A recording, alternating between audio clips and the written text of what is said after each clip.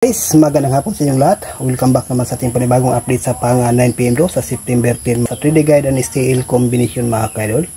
Okay, so ang result kinas 2pm is 516, 5pm is 490. Mindanao area last 2 is 90 no. Good luck sa ating base pairing guide.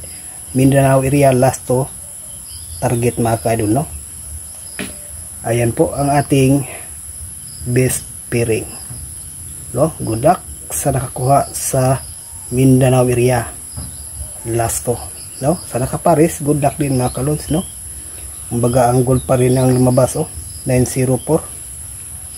So dito sa atin disclaimer lang ha, lahat ng mga sinishare natin ito pa isang malayas prediction lamang no, wala nakalam kung anong lumabas sa bawat do sa PC. So mga kaidol, okay, mabuon tayo sa pang 9pm do. Hopefully ito ay hindi mag-slide, mabuinas naman ang ating guide sa willing o sa ganahan lang mag-pick sa ating kombinasyon. Okay mga ka-idol, unang guide natin 331, pangalawa is 334, pangatlo 547, pang-apat is 539.